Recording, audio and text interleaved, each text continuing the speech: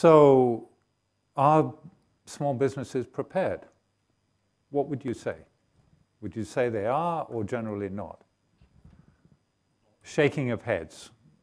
I think we're all in agreement. The general perception is that they're not prepared.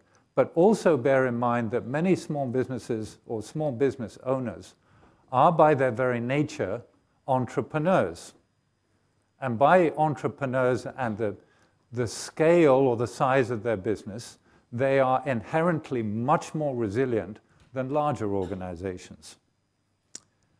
Against that, there is a tendency for entrepreneurs to say, if we go to them and say, well, what are you going to do about the next pandemic? What are you going to do about the next big flood, the next big wildfire?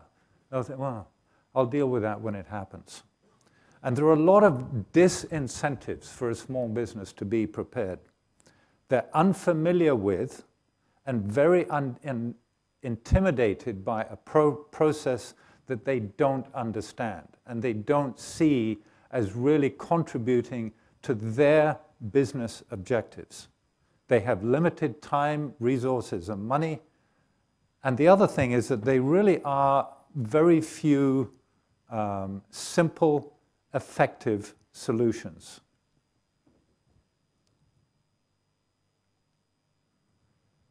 About a year ago, American Express, that does a quarterly business survey in Canada, added a business continuity component. This is a survey done of small businesses.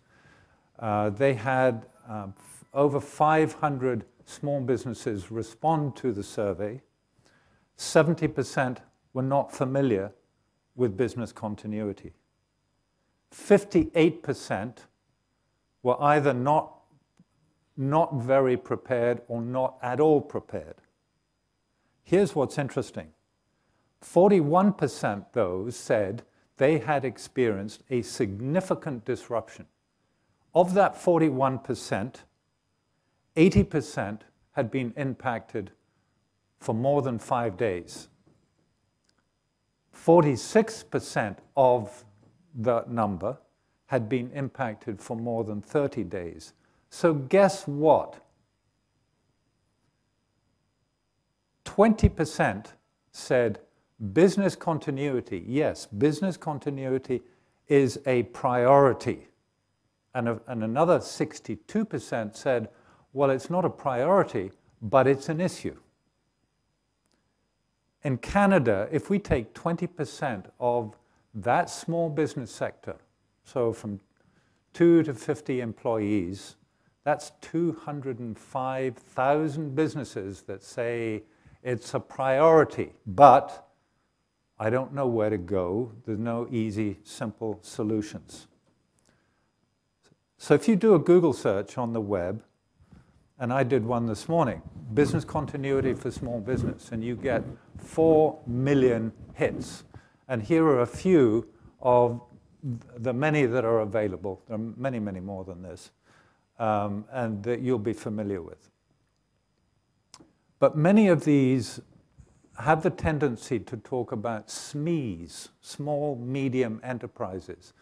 So suddenly we're talking about lumping in everybody that's got not 1, but 2 employees, all the way up to 500 employees. And I would suggest to you that if we're talking about small business continuity, particularly, we're talking about real basics here, business continuity 101. A company of 500 people probably has different needs to one that has 5. In the case of Singapore, with Nat's help, we only found one website. It was an insurance company that had guidelines for a small business. But in fairness, the ones that are listed here don't really address what we would call small businesses. Again, they're looking at the broader picture. So what's the problem? We see the problem as the guidelines that are presented here on the web, the 4 million sites, even the best of them, are essentially written by business continuity professionals and not in the language of small business. Right